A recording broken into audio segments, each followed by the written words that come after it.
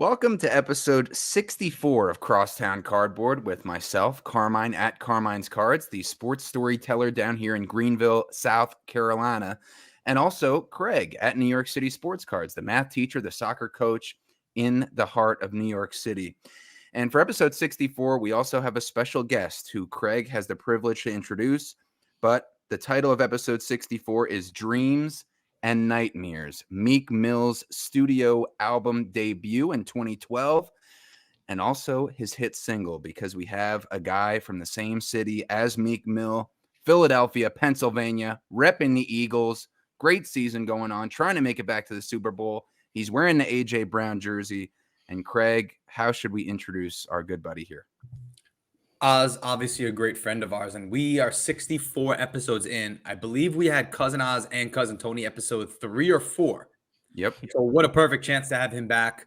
The Eagles are rolling. We see Oz is wearing the Eagles uniform. Oz being a Philly guy, no more appropriate title than Meek Mill's first album, Dreams and Nightmares. But why do we didn't just pick that title randomly? We got an amazing story to tell here where Oz got his Grail. And I think it's fair to say, as a part of the journey of getting that Grail, there were, in fact, dreams and nightmares. Mm-hmm. So, Oz, what's the word, my man? The word is, first off, thank you, fellas, for having me on. It's always an honor being on with you guys, Cardboard Connection. Listen, it's been a hell of a journey, like you said, it's dreams and nightmares. So I had the dream of acquiring this card. I had seen it. Everybody knows Hail Mary SC, Blaine Thornton. I'm sure you guys are familiar with him. Really, really good guy from down south. And he collects Iverson. He does a lot of Iversons, that he does. And every once in a while, he'll just send me a random post, be like, "Yo, did you see this?" So he sends me this card. And as soon as I seen it, I was like, "Wow, that is an awesome card." And I'm like, "Do you know who has this card?" He goes, "Nah, I don't really know the guy. I just seen the post, so I just figured I'd send it to you." And I was like, "Damn." I said, "I wonder how much he's asking for this card." Because when I seen it, it's one of those cards, kind of Carmine, like when we went to the National and we seen those 101s and things like that. It's like, and we're starting to look at these prices. You know how people, when you get to these rarefied airs, when it comes to these cards, they'll ask, freaking for the moon and stars when it comes to these types of things. Now, the card I'm talking about is the 1997 UD game jersey, Allen Iverson. It's a PSA 9 with a 10 auto. It's a pop 1. Show us. If you know, this is a very iconic set. Now this puppy right here, it has the what would you consider that? Is that a patch jersey, like napkin? I don't know. Jersey. Yeah, game used jersey. Yeah, so this is the original. Now, Craig, correct me if I'm wrong. This was like the first set that had a jersey in it. Yeah, and that's why this card is so iconic. So for you're watching on YouTube, you see it. This is the 1997 Upper Deck game jersey, the first year, the first set of basketball game-worn jersey cards. Obviously, you have Allen Iverson. Not only is it autographed, signed on card, but he also inscribed it, the answer. Yes. Truly a one-of-a-kind card. So iconic, the player, the inscription, the first game-worn jersey set. We love game-worn jerseys on this podcast. So you came to the right place. Yeah. So that came across your radar thanks to a good friend. Yes. So the power of connecting and networking. So you see a card like that, you already know it's going to cost you a lot. So what's the first move? Well, first move was just, like I said, I started dreaming about it. It was one of those things like it just stayed in my mind for a while. Obviously, in my mind, I was like, I don't have any money. I have a collection, but in order to get something like that, I would have to literally move everything I have. And I was like, man, it's just a pipe dream. It was just, and what was the original value on that? He was asking, that he put on it. Well, the thing is, he didn't have a value. All he said is that the post basically said, this was before the National that he posted this. He says, "I'll be at the National with this card, hoping to find somebody and get it to somebody that wants it." So I didn't even know if the guy still had it, because it was after the National that Blaine showed me the post. So, the wheels are spinning and I'm thinking about it. And in my mind is like, am I going to go ahead and do this? And if I do, am I going to be disappointed when I ask this guy, "Hey, how much you asking for this?"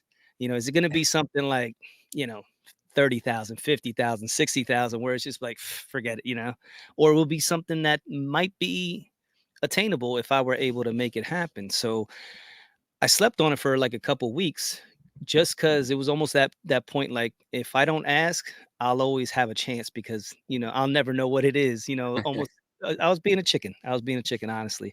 I didn't want to know the price because I didn't want to be priced out of it. And then one day I just said, you know what, screw it. I'm delivering the mail as I do every day. And I sent him a DM and I said, hey man, I really love this card. Or first of all, do you still have it? And if so, how much you asking for it? And he said, yeah, definitely still have the card. He goes, I'm not looking really to move it, but my price on it is 15K. Ooh. I was not expecting you to say that, Yeah. but it's a pop one, none higher, as you said. Yep. Okay. Wow. So 15K. Again, like for an Iverson collector, I don't really know if it gets much better than this unless you want to start talking about like does he have a PMG? His Yeah, rookie? PMG. Yeah. Yeah. So he has the Logo man, maybe a logo man. logo man. Yeah. Yeah, there's cars out there. The Topps Chrome Refractor just sold for 23,000 on eBay. That's in a 10, Oz? That's in a 10. Now Wow. your card is signed. It was an in-person autograph, but like Yes. the signature is clear as day. Clear as day. Auto grade was a 10. Are there any others that you're aware of with the answer inscription on it? There are, but not. The one's graded like an 8. The other one's like I believe the auto is a 9. This is the only one. Like the other ones that I've seen, they've been BGS graded, and they've had the thick blue marker, and it kind of takes away from the aesthetics of it. So this one, I think, with the skinny blue marker, the way it is, being a 9. I mean, I believe there's only, don't quote me if I'm wrong, there might be just 1 or 2 10s out there. So just to be a 9, graded a 9, the card alone, Yeah. it is significant. And then to have the 10 auto on top of that, that's just icing on the cake.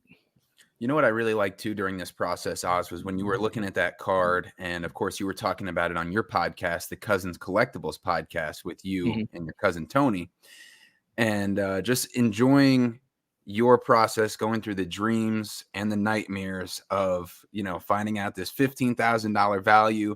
Am I gonna trade all these other really nice, really rare Iversons that you have to try to make up, so you don't have to spend full cash to make up and really try to go after this one, like the Dunkin' Go Nuts that you did the deal with at the pizza shop with me in attendance, with Sean Victory Investments, and you traded with Tony, or you bought it from him actually. And that was only a pop 10, I think, in the PSA 10 for that.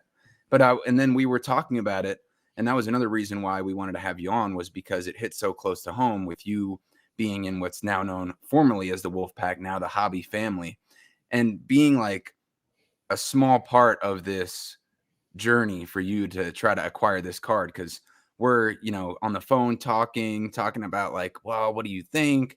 I was kind of in a similar situation of going after a Larry Bird rookie auto Grail at that time that I ended up not getting, and I feel pretty good about not getting it. But we're talking about like the process behind trading so many cards that you really do like and you worked hard for, and a couple of years of getting back into collecting really seriously to try to get that one peak of the mountaintop card, like this 1997 Upper Deck game jersey of Allen Iverson. So what were the factors that you were weighing of how many Iverson really cool cards do I want to give up for the pinnacle of what I think I can possibly get? At first, I wasn't willing to give up any. My thing is I'm trying to build the best Allen Iverson collection, that I can myself. I know there's people out there that blow me out the water. Philly Card Collector comes to mind. But I'm doing what I can do. As me, as Oz the mailman, I'm trying to build that perfect PC for me. So when this came about, I knew, okay, he's asking 15K. And again, I went to him. He didn't come to me. He collects Allen Iverson. Here's the thing. It's not like he just had this card. He's an Allen Iverson collector as well. So Right. this is a Grail to him as well. So he's like, dude, I don't want to let it go, but if you want it, this is my asking price. Is it I? Probably, yeah. But it's like, okay, but I want that card. So now I got to figure out Okay, this guy's asking 15K. I don't want to give up any of my, my good Allen Iversons because I could easily just say, okay, he wanted probably like 25 of my AIs, that kind of went up into that price range, but it would have been like everything that I had wiped out that I had worked the last 3 years to build up. And I was like, am I willing to do that? Nah. So what my plan was, out of the blue, the main thing that really sparked me to going after this Grail was, again, I'm a mailman, and there was a grievance that we had at work, which I really wasn't even aware of. The union went ahead and filed a grievance, and then all of a sudden, I get in my paycheck an extra 5K. It was actually $7,500, and after taxes, $5,000, which I wasn't expecting and Whew. planning. Yeah. So I was like, I got 5K now that I wasn't expecting. And kind of like, nobody really knows about this 5K. So is it real money? I don't know. Maybe I could use this to go towards my, I wasn't expecting it. So I was like, that was the impetus. Okay, I got 5K now. That's boom. So now I got to come up with 10K, or at least, that type of value in order to get this gentleman to give me the card. So then I was like, all right, 10K. I might be able to give up one or two of my bangers, but he wanted them all. And I was like, nah, I can't do that. So then it came to the point like, okay, what am I going to do to get to that extra, 10K? Mm-hmm. So you were pretty set at that, or he was at least at that 15K value, because he came to you with that price. There was no, all right, what if I could give you 5K and then 7K trade or something like that? You pretty much accepted that price tag. And I said, listen, I have 5K, you know what I mean? What can we do? These are the cards that I have. So then I went ahead, I was like, okay. So I had a ton of other cards that, Craig, you're familiar with. When I went down to Laz's show in Jersey, I took a lot of them, but those weren't even the higher end ones that I had, but I took a majority of them there. But so I showed those to him first. But him being an Allen Iverson collector, he was like, well, I kind of looked at your IG page. What about this, and this, which happened to be all my bangers from AI? And I was like, I hear you, bro. I said, but right now, I'm not willing to give those up. So I said, do me a favor. I said, if you can, just bear with me. If you can be patient with me, I'm going to look to set up at a show, which we just talked about, Laz's show. And I said, I'm going to try to go ahead and get that extra cash, sell the cards that I have that are not Allen Iverson, and use that to go ahead and see if I could just come up with as much cash as I can to, if I would have came up with, like, say, I already had 5, if I would have got like, say, 7K at the show, I would have had 12K. I would have been, look, I got 12K cash, let's make a deal. I'm sure he would have took 12K cash, or maybe even less than that. But I don't know if you guys heard, but the show didn't go the way it was supposed to go. So, I mean, we can get into that, or however you want to go around that. Well, But before you get into that, I had no idea that when we were set up at the show, I know you were looking to liquidate. So you were looking for someone to cash out. I didn't realize in the moment that was with this Grail in mind. yes, So that definitely changes the context of what you were going through at the time. So Yeah. there you go. You're set up at a show. You're looking to cash out, which is not as easy as we learned. right. No. It, I remember, Oz, when we were talking about like how you plan to acquire this card that you now have, and you were talking about how you were going to set up at the show, the last show in Jersey, and you were saying, well, I got, I think it was like, 100 slabs. If I sell them for $80 a piece, that's $8,000. And I'm like, yeah, that sounds like a great plan. But the only problem is actually selling them, because, somebody has to be interested in them.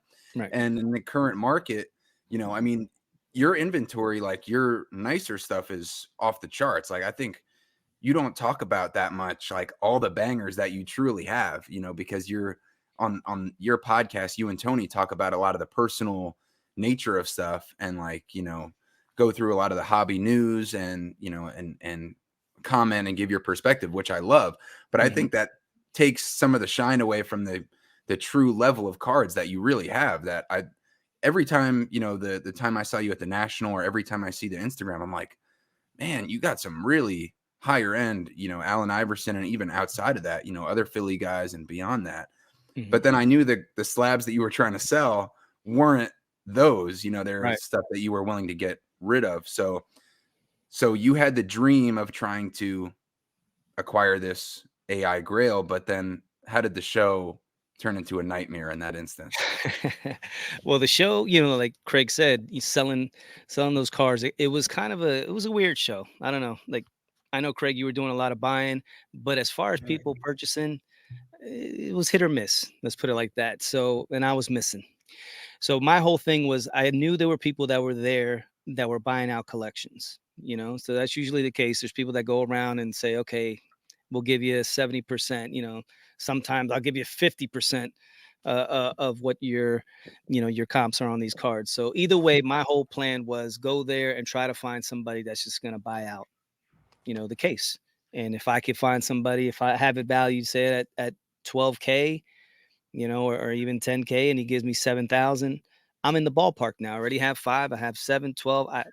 To me, if I can get 7, I'm cool. I can offer, 12, and the guy will be, through the roof to go ahead, and let me get the Grail. But the way it was working, it just nobody was, biting. I sold a couple lower end things, nothing major. So I had about $1,000 in sales. But then one of the bigger guys that was there that goes around, and Laz's boy, he goes around and checks collections, and he actually came over to where Rob was at, sports car therapist, and we were all there, and it was like, Rob at the time was like, yo, my boy over here, he's looking to sell, he'll give him whatever price you want, he's just looking to buy out, I forget how he put it. And I was like, well, let's not go there, but I am willing to make a deal. So the guy comes over and he's like, oh, okay. So he's looking through my stuff and he's actually getting me a little hyped up. And he's like, yeah, man, I like what you got. I'm willing. Yeah, I think we can make a deal here. And I gave him a price of what I thought it was. I think I said 12. And then he came back. He's like, well, it's a little high. He's like, for a couple of things, but, I think we can work something out. So I'm like, okay, cool.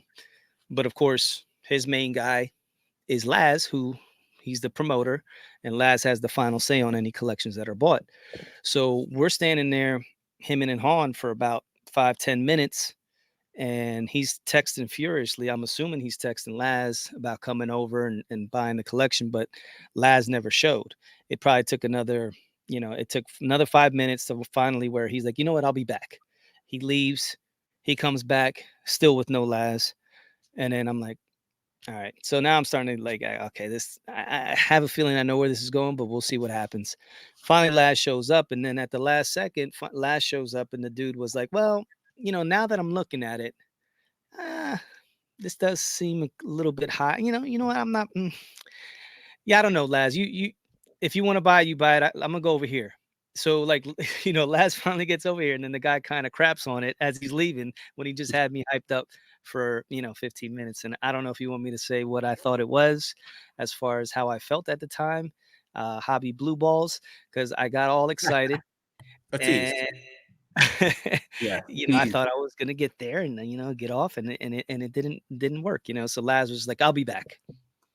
So I was like, all right, cool. So at that point, I'm like, Rob's like, what happened? What happened? And Craig, they're asking. I said, dude, I don't know. They kind of left me hanging. I don't know. I said, I don't think they want to buy it, but they haven't said no. And then Rob's like, well, go over there and ask them. Let's go chase. I'll watch your table. So I was like, all right, cool. So I go hunt the guys down. I find the other guy and I was like, hey, are you still interested in doing a deal or, no? He's like, yeah, yeah. And I'm like, okay. So what's up? He's like, So well, why Laz am I here? Why am I here with blue balls then, if that's the case? he's like, well, Laz is right over there. Go ask him. I say, okay. So I go over to Laz. I was like, hey, your buddy said, you're still interested in going ahead and getting the collection. He's like, yeah, yeah, about that, man. Now, see, if I gave you an offer, you probably feel insulted, and I don't know if we'd be able to meet where we need to meet for me to be able to move it. Oh yeah, I was like, well, I said, listen, man. I said, I'm gonna be completely honest with you. I'm trying to acquire a Grail, so I'm looking to cash out. So, what offer did you have in mind? If you tell me an offer and it's crazy, I'll say, no.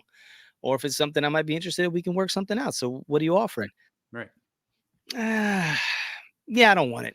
I don't want it. I'm like, okay, cool. Yeah, thank you for being honest after 30 minutes of wasting my time, but thank you.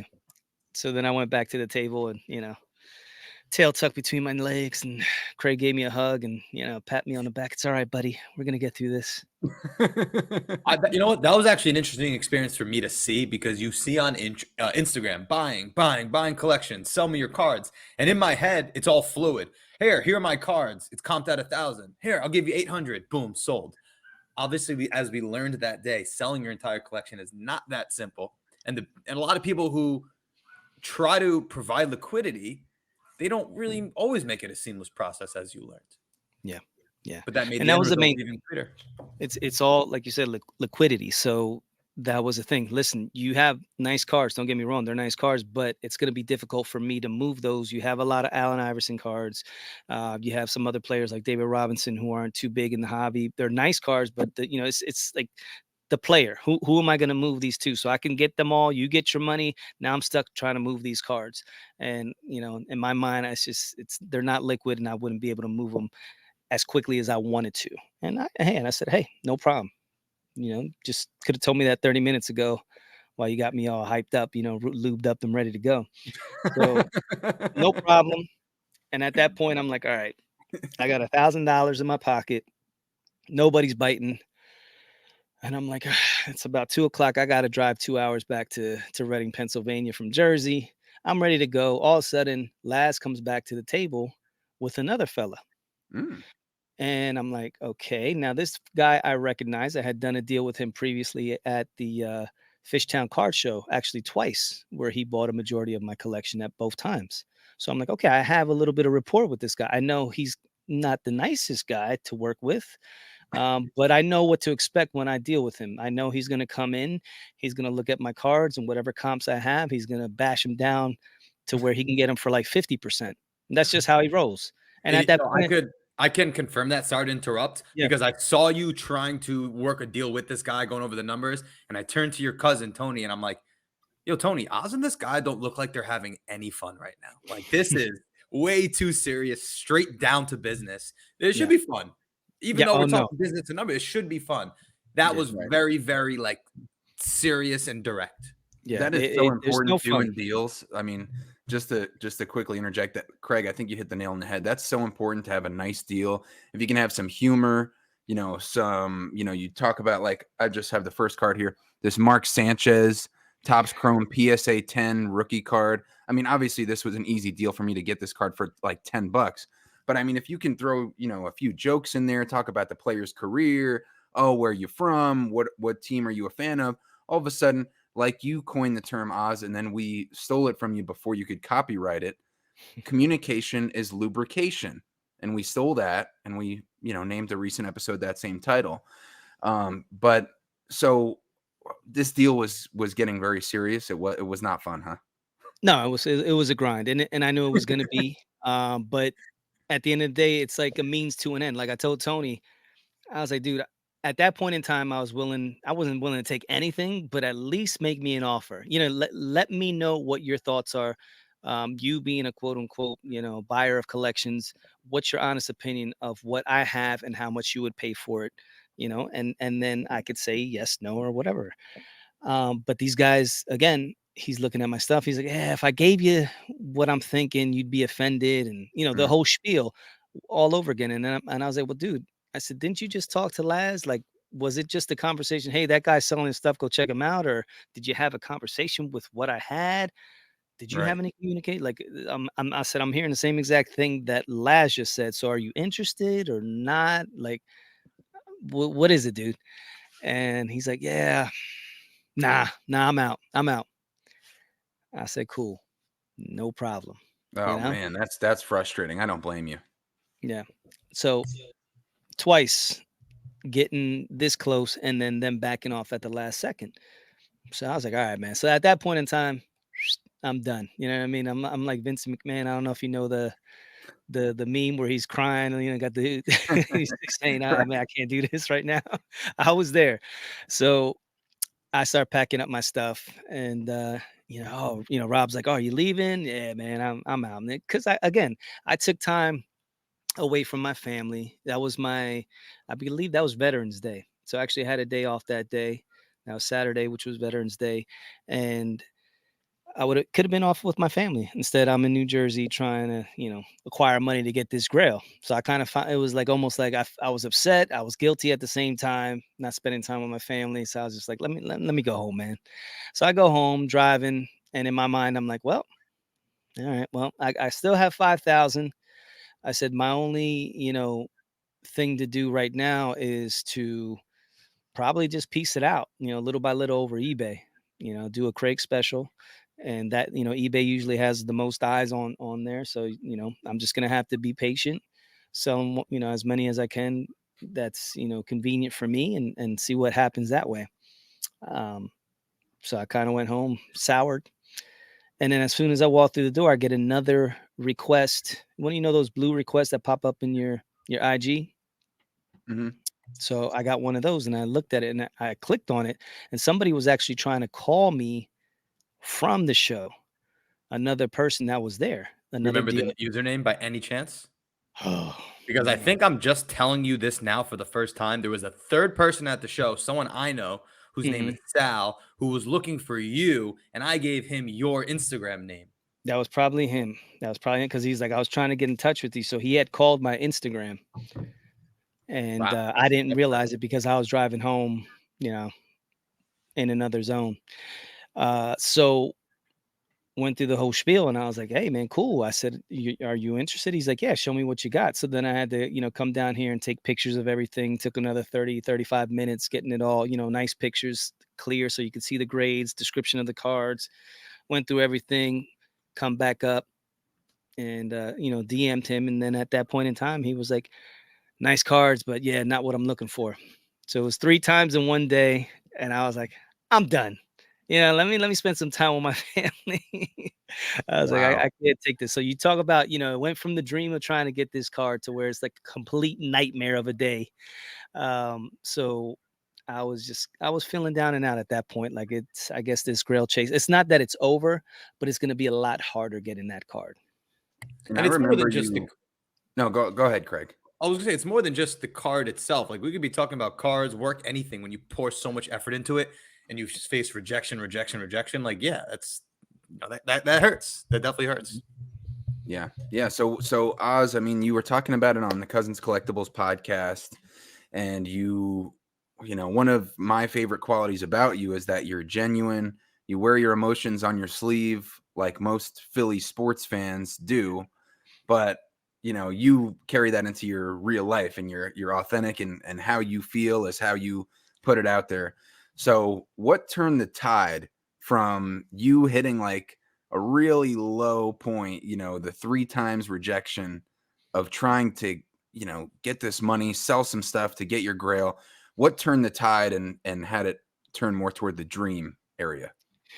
Basically, at that point in time, the next day, I was just thinking to myself, I gotta be honest with homeboy and let him know, listen, because I've been pushing it off, pushing it off. It was almost a month from the first time we had, spoken.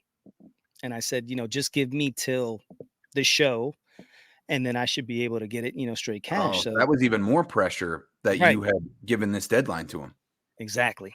So my thing was like, okay, I got to communicate now with the guy. So then I have decisions to make. So I was like, okay, let me communicate with him. But then it's gonna be like, what am I gonna say? Am I gonna go ahead and give him what he wants, which is the cash that I have plus all of my Allen Iverson collection that I've worked so hard for? Am Mhm. I willing to do that right now? Or maybe I could just let him know, listen, it didn't work out. So I know for a fact in a couple months I'm coming into some more money. I'd be able to get it then, probably say like February, March, end of March. I can get everything for you and have it straight cash. But is it fair to him to say, hey, I need you to wait, 4 months for me? So it was kind of a dilemma. My thing was like, let me just be honest with him, let him know what's going on, let him know what happened, and see what happens. So I hit Chris from hot sauce underscore cards up. And again, Chris has been, when you dealt with like, 3 gentlemen, like nothing against Laz or any of those guys, you know what I mean? They do what they do, and I understand it totally. It's all about the bottom line, you know. But it's like totally different dealing with this Chris guy. Like he was like I said, he was a godsend. Like it's not the normal hobby person that you're dealing with when it comes to Chris from Hot Sauce _ cards. He was more than patient, gentleman, professional. So I told him everything that was happening.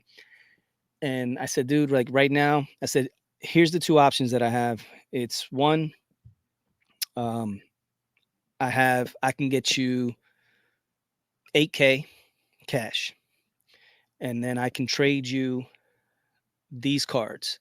And I showed him some other higher end cards that were not Allen Iverson, but I did include the Ultra Stars Gold, which is what he really wanted, the one that I picked up from the National that Carmine. Oh, You were That- there, Carmine. You were there for that.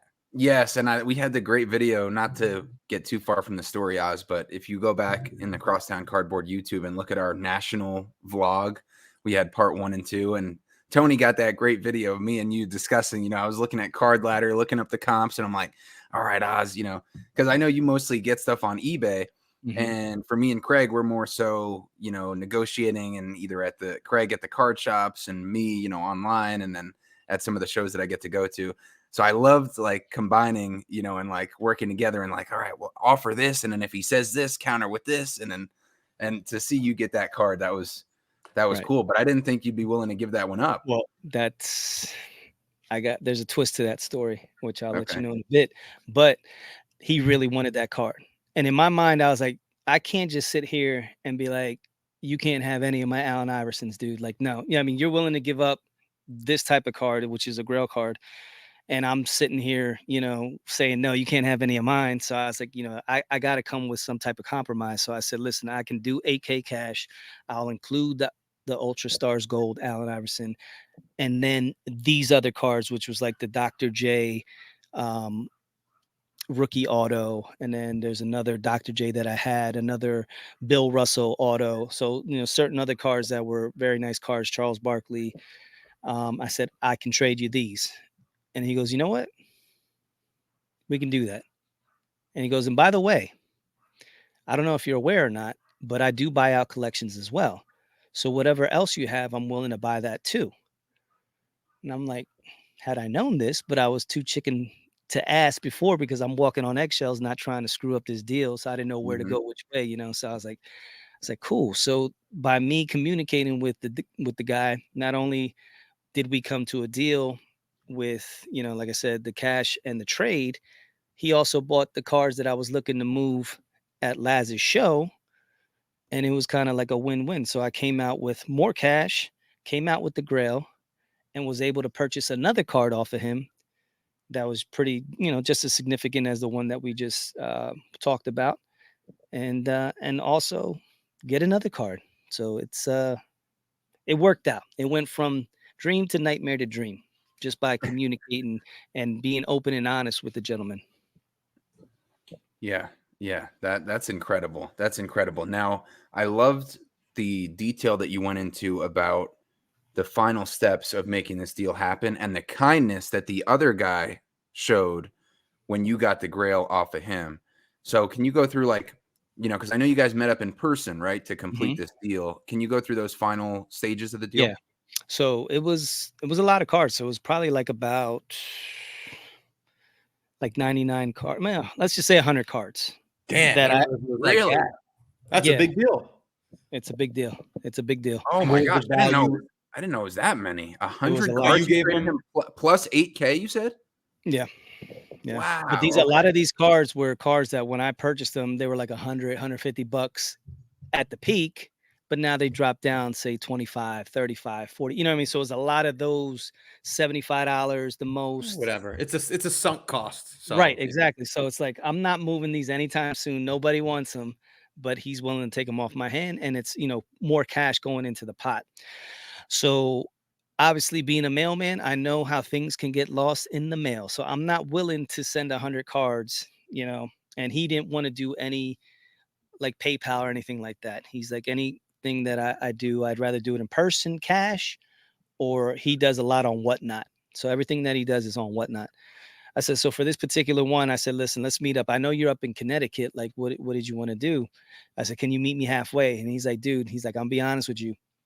my mom is really, really sick, so I have to stay in this area. I'm taking care of her. So at any point in time, I can be on call to, take her to the hospital or something.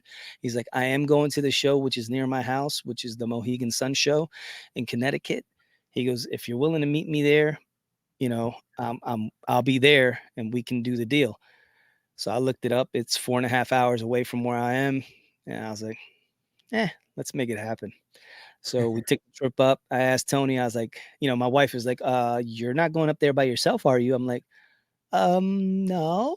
She said, well, who you taking? I was like, Tony. And I hadn't asked Tony yet, but so I was hoping Tony would say, yeah. And Tony being the man that he is, of course he was down for it. He's Road like, dog. Yeah. Road So it was dog like, Tony. we get to check out the Mohegan Sun show that we've never been to. Also make this deal, get to meet Chris from Hot Sauce _ Cars. And to boot, Big Ken happened to be there that day. So we were able to meet up with him. So in the midst of all the drama and the chaos of other things that were going on, that day was pretty cool and significant, and making that trip up to Connecticut to make the deal. So you met him, Oz, Mhm. and you had how were you carrying all these all these Everything cards? everything fit in my Zion case, which was pretty amazing. Okay. Shout So out to it was Zion, kid. yeah, it was heavy as hell. Not a Heavy as hell. sponsor. Yeah. I But guess I probably have about 100 cards in my Zion case. yeah. Well, you Okay. got that big Zion case. That's Yeah, I got the 4 row. Not The- sponsored. Not the sponsored. inevitable shoulder pain edition. Yeah. Yeah. You get the traps though to fill out the Yeah, yeah, Larry Bird high school jersey I got on here. There you go. Uh, There you go. So you drove But I'm 4.5 hours to Yeah, secure man. the deal in person. Secure the deal in person. He met Yeah. up at the show. Started at 10 o'clock. We were there about 9:30. We were able to get into the show. We met up with Ken, had a little powwow there. And then he showed up like around 11 o'clock. So we met at the entrance of the show, and right out there was a hallway. And to the left, there was tables and stuff that nobody was sitting at. So we went to the table over there. And I had the cash and the cards in my Zion, and he had the 2 cards that we discussed, and the rest is history. Opened it up, made the thing. Oh, but one kicker I had included in the deal was my 86 Fleer Barkley, his rookie card that was actually signed. So it was authentic, but with Gem Mint 10 auto was what I had. And I had included that. So as I'm pulling the cards out the case, I pull it and I say, oh man, this was my first card, my first big boy card that I purchased, this 86 Fleer Barkley. Barkley was one of my favorites before Iverson. And he goes, that's your first card you ever bought? I said, yeah. I said, yeah, that's probably like 2.5 years ago, as far as like when I first started collecting again. That's my first big boy purchase. He's like, really? And I said, yeah. He's like, I didn't know that. And I was like, yeah. So I'm, taking the rest of the cards out. He goes, keep it. I said, what? He's like, keep it. Deal remains the same. Keep the Barkley card. And that's like about, when I bought it, it was about $1,100. So now it's about $750, $800 worth. And I'm like, dude, are you serious? He's like, yeah, that card means something to you. That was how you started your collection. Like, yeah, man, that's all you. Keep it. You've been, he's telling me how I've been more than nice and everything, and how we work things out. And I was just floored. I was like, I couldn't believe what I was hearing. Like, dude, is this, am I on candid camera? Is somebody gonna pop out, be like, psych, like, Psych, I'm taking the Barkley. yeah. But yeah, he gave me the Barkley back, and it was just crazy, man. So, like I said, this Hot Sauce _ Cars, Chris, he's been unbelievable. Great to deal with, and we made the deal happen, man. So nightmare dreams. That is incredible. I remember when you were going through that detail, and I was like, I think I was washing my dishes when I was listening to your podcast, and you were going through the details of finally getting, the AI card that we had talked about, that we had, tried to. I'm sure, you talked to Tony and in your own head and other people in the hobby, but I just felt so invested, not only because we had talked about the structure of this deal, but, we're friends outside of cards too. And so it's like, I want my guy to get his card. I know how much this means to him, how much, if this was Larry Bird, in a similar situation, this would mean to me. And then to have it topped off with the cherry on top of the kindness of the other gentleman giving you the opportunity to hold on to a card that was so important to restarting your collection, and also another Philly player for the 76ers in Barkley. I'm not going to lie to you. I teared up listening to that on the podcast. And I'm like, this sports card community, when there are times, there you go. Oz is showing it right there on the screen. Just the I don't even know how to really put it into words, but the kindness that sports cards opens itself up to, that you can show that level of kindness and care to somebody else, even in the midst of when money's at stake, a 5-figure deal, and you can still have that human element, that human to human, show of care and understanding for somebody else is just so cool that can happen, even in the midst of something that's a hobby and something that has so much money at stake. I was just floored by that being like the final element of the deal there. And obviously the Iverson card is the protagonist of this story, and a card I imagine you're never going to part with. But I feel like because of the niceness and the sentimental value, the Barkley has also become a card that you can't part with. That's No, not now. That's your PC now. Right. It has to be. No, these are the two cards that I had picked up. So of course I had the Grail card. All right, we spoke about that one. So then this was 1997. So then I got the Gem Mint 10 1998 Upper Deck game jersey card off of him. So this was the second year of Upper Deck that came out with that. So I was able to snag that off of him. And then I was able to, since I traded the Ultra Stars Gold to him, the PSA 8, I was actually upgraded to a 9. Wow. So now I have this in a 9. Now When did that happen? I made this happen. When was this? Actually, I did this before everything went down, because in my mind I was like, I got to give something up to him, and I seen the PSA 9 pop up on auction, and it was at a nice price, so I was able to win the auction, put in a mega bid, got it, did it, and Mega bid. got the card, and then I was more apt and willing to include the PSA 8 Ultra Stars Gold in the trade. Wow. Yeah, that's incredible. Craig, you have a question here? No, I just think you won, Oz. You won. But I really want to know, Oz, because whenever we have a guest on, and we haven't in a while, we usually go 50 minutes to an hour. So I guess we have a few more minutes here. But what is your advice for somebody who's also trying to track down a Grail?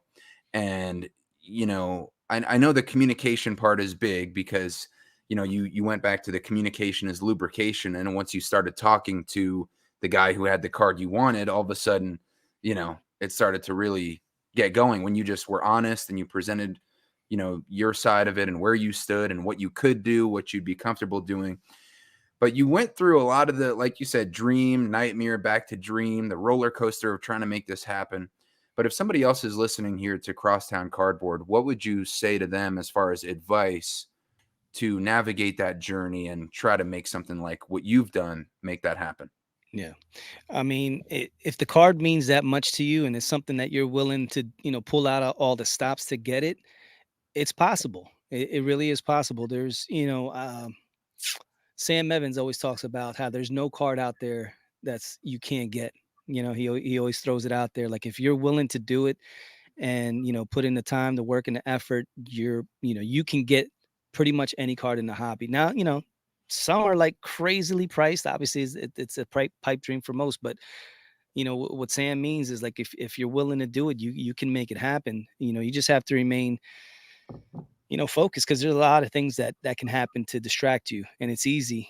Just that day alone, I could have been like, screw this, I could take this money and put it somewhere else. And being, I'm a husband, I have kids, I have bills. We all have bills, so I could take that 5K that I was messing around with, that really wasn't something I expected to have, but I could have took that and put it towards something else, paying something off, or, there's so many things I could have done with it.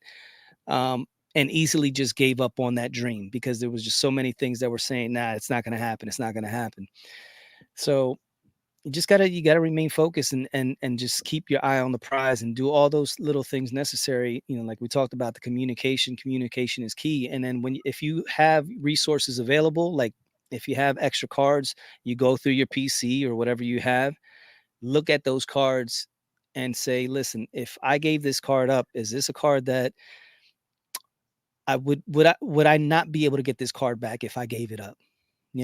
What are the chances if I sold this card down the road, would I be willing, or able to get this card back? And so for most of the cards that were in my case, I said I can get this card. Now, whether or not the price is going to be higher or lower, that's for another story. But the fact was, if I had enough money to get that card, I can do it. So those are replaceable. So if you're looking to get that one Grail, that 1 in a million card that there's only one out there, or pop one, or a 101, something like that, and that's the one you want to get, you're gonna have to come to Jesus moment with your collection to say, okay, what's worth more to me, this one card, and then piecing back your other, your collection piece by piece, or just sticking with what you got and saving up. There's nothing wrong with saving up money. You know what I mean? Sometimes you got to act on certain things right away, but if you have the opportunity to save the money and do it slow rolling, there's nothing wrong with that either. Is this a grave card for you? Listen, bury you with that Iverson. There's other cards out there that are that I have Grails as well. Now, I don't see myself getting rid of this card or using it, but if there's a particular card out there, like to say a green Allen Iverson PMG pops up, which is probably worth, I don't know, God knows how much that's worth. I couldn't even tell you, bro. Those cards like that, anything green right off the bat, it could be the crappiest player and they're like $1,000. But if you throw in somebody that has any significance in the hobby, the green PMGs are ridiculous. But being able maybe to use that card to leverage myself to get to that point, maybe. But other than that, I don't see that card moving out of here. Yeah, enjoy it. It's not going to be on. It's not going to be on eBay next week. Put it like that.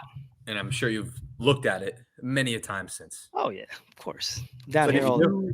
Oz, if you leverage that card that you now got, and I hate this, I guess this is the New York in me, always trying to make a scheme and make a play and see how you can keep, oh, well, wow, that was a great moment. But it's almost like Nick Saban, you take one day to celebrate, you're back to practice. Yeah. But you have this now chess piece, you can move to, potentially go after something even bigger, not more unique, because that's a 1 of 1, pop 1 with that inscription, and PSA 9 with the 10 auto, first ever jersey set for the NBA. But you could move that, let's say if you were going after, like you said, a PMG or a logo man one day, which I don't think is out of reach for you by any means, and then you could just get the 97 game jersey by itself, no auto, and match that up with the 98 game jersey, and now you still got that pair, although not as unique, and you might have something else, that's at an even higher level as far as that. I mean, just looking toward the future, because I know you are as well. Yeah, definitely. That's always a possibility. It just right now, dude, it's kind of like you see these cards coming out of the woodworks. The market it's kind of still going down, and people are bringing out some bangers that you've never seen before. And the bangers now, the prices are in reach. Where 2 years ago, cars like this, it would have been way, the numbers would have been astronomical. So now you're starting to see cars going back to where they were pre-pandemic. Oh, there's a red one. How much they asking for that? Oh my gosh. So this is Craig showing a 97-98 Skybox Metal Universe PMG BGS 7. It's numbered out of 100, and it sold on Golden on June 26th for $67,000. And that's Iverson's second year. I mean, same year as your game jersey. Yeah. But second year Iverson. Yeah, those were the first PMGs. Yep. Wow. But you were saying too, Oz, that the card that you have is almost like Iverson's RPA. Yeah. Yeah, because he didn't really have any, jersey card. So the fact that this is his first jersey card with the auto, to me, it's not, but to me, it's significant in that it's his rookie patch auto as far as like the first year of jersey. So technically, 96, 97 is when he started. Mhm. Okay. No, It's a that, stretch, that, but that's my stretch. It's my I'm story, going and I'm with it. sticking to it. Yeah. Closest hey, thing you're to an RPA you're going to get. Yeah. and you're definitely allowed that when you put 5 figures into a Yeah. card. I think you can stretch it, especially if it's a pop one. You can stretch that as far as you want. Right. Right. That's great. So Craig, final you were saying feelings, something, Oz. Craig, before your microphone was off while the were you saying something about the PMG? I was just going to say, you had talked about a green PMG, but the red Yeah. color match. The red Oh, color yeah, match yeah, with the yeah. Sixers jersey. That's true. Aesthetic with the red color match, scarcity with the green. But let's cross that bridge when we get to it. That's so awesome, though, that that's actually in the realm of what you could potentially be looking to get in the future. I mean, how crazy is that? 2.5 years after being back in the hobby, that now you're looking at cards. This one that Yeah. you got around the $15,000 value, but now you're looking even further. Yeah. You got to set your sights high, and there's so many things that I got going on. If your guys are able to see, I collect toys, I collect comics, I collect Stranger Things cards, Michael Jackson cards. So it's like, to me, it's tough to like remaining focused on one thing. Like this thing just caught my eye, and it was like, all right, stay focused. It was like squirrel, I'm looking like I'm a dog, but it was like, okay, I got to remain focused on this one, and I was able to do that, and able to accomplish that, which is big for me. So I'm, my collection is a lot lighter these days, but that's fine. That's fine because I got to keep all my Michael Jackson, Stranger Things. I got to keep majority of my Allen Iversons, and now I got this one, so works out for me. And Oz, final feelings before Craig jumps in and asks another question with where things stand now that you've gone through the dreams and nightmares, roller coaster. You got the card that you were after, and you're sitting in your man cave down in the basement. What are your feelings when you have that card in your possession and you think of all the work that went in and all the, tension and deals falling through and, plotting and planning and communication to get there? What's like your feeling sitting there with it? I'm proud. I'm proud of myself because it was something. I always tell Tony this. He always says I'm full of crap, but I'm an introvert. Doing this whole hobby thing, getting onto the mic, being able to talk and doing all this and going to shows, communicating with people that I don't know, trying to make a deal. It's tough for me. It's difficult for me. It's something I've had to deal with my entire life. Where I just don't like, I wouldn't say I'm not good enough, but like, I don't know, it's like an inferiority complex that I've always had. Um, so to do deals like this and to get up on the mic and to have my own podcast, it's all therapy for me. So I'm very, very proud of the fact that I was able to, one, give up a majority of my collection because I am a hoarder. I like to give me. I want to keep it all.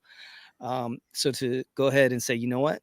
In order to get what I want, I got to give up some things.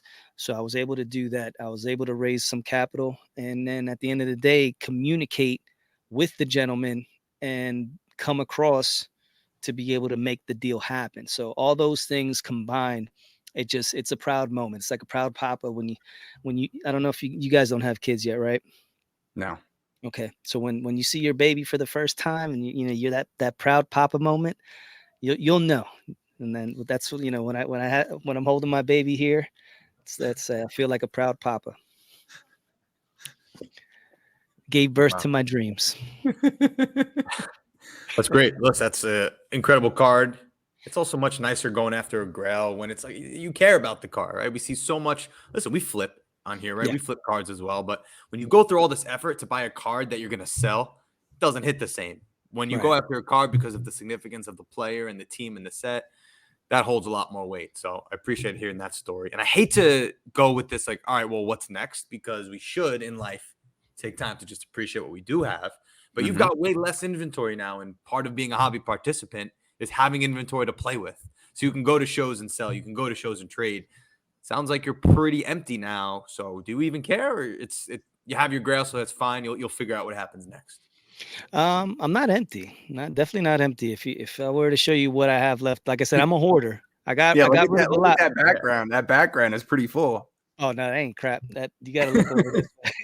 I got a lot, but still, it's like you said. I'm building towards something. So now, what I was telling Tony is like he said the same exact thing. Now what? So now it's okay. Kind of like you're trimming the fat off of that Iverson collection, that Iverson PC, and looking to see exactly where what steps next that you want to take. So it's like now I want to get into those rare 90s inserts, the jambalayas, cars like that, the PMGs, refractors, Topps Chrome refractors, certain cars like that, and just really try to focus in on one of those cars. Not so much get all the, the easy ones. Oh, grab that for 150, grab that one for 250. Oh, that one's at 3, what I mean? Instead of going for 10 cards and then you realize you just spent $1,500, you got a lot of cars, but none of them are really, not that they're not significant, but they're not bangers. So it's like, instead of doing that, being more patient and more calculated with my purchases and trying to really go for those ones. If I have one that's a PSA 9 right now and I see a PSA 10 pop up, maybe try to trade that PSA 9 or sell that and then get that money to move up into the PSA 10. So, things like that, really trying, like I said, trim the fat off of it and get that top 1%, like Amil Sarfani used to speak of all the time, and try to get those cards. So, little by little, trying to see if I can creep up in the, again, I recommend checking out Philly Card Collector. That man's collection when it comes to Allen Iverson, Kobe Bryant, Giannis, it's sick. Yeah, that's great. And I just want to, we got a great attitude of gratitude going here, which I have a tattoo of. I think that's very important. I think it's fair to say, Craig was mentioning being grateful and appreciative of what you have right now, even though, of course, human nature is always to look forward into the future. But speaking of that gratitude, I just wanted to point out a couple things real quick because, Spotify's putting out the Spotify Wrapped as far as people's top podcasts and top songs that they listen to, top artists. And Craig, I don't know if you know this, but our boy Andrew, St. Croix Cards, has us number 3 on his podcast that he listens to, Crosstown Cardboard. Love And that. Oz, here's a shout out for you also from manrams_collection. Also shouted us out and you guys out, you and Tony. And you guys are number 1 on his podcast list of most listened to podcasts of any kind, and Crosstown Cardboard is number 3. So a little gratitude for everybody who's listening, tuning in on YouTube and any podcast platform, to us at Crosstown Cardboard, to Oz and Tony at Cousins Collectibles, and they're always over there keeping positive, keeping focused, and keeping collecting. Yeah, that means a lot. That means a lot. Like I said, just, referring back to the fact that this is something that it takes a lot for me to go ahead and get on here. It was a joke to begin with between Tony and I. So, to have actually some people out there listening to us and being the number 1 podcast that they listen to, it kind of like blows the mind. So, yes, much appreciation. All right. That was awesome.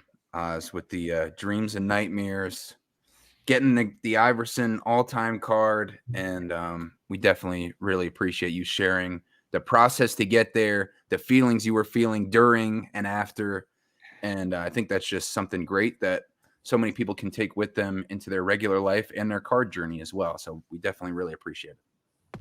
Thank you for having me on board once again, fellas. It's always, you ask me, hey, do you want to come? Like, of course, I'm on, man. Tell me when and where. Let me know what time. Today's very significant for me. 425 is huge game for the Eagles going up against the San Francisco 49ers. So hopefully by the time this releases, when everybody gets to listen to this, the Eagles have beaten the Niners and shut them the hell up for talking for a whole year. I want to see this because the whole talk, in the playoffs was Brock Purdy got his elbow, he couldn't throw, and now you got a 4th string quarterback who you guys are playing against, and that was a layup in my opinion. Yeah. So now we got to see who the real physical team is in the conference, and I guess we'll see by the time this comes out. Yes, sir. So, gentlemen, I guess, go Birds. Go Birds. Peace. Oh man, that was great.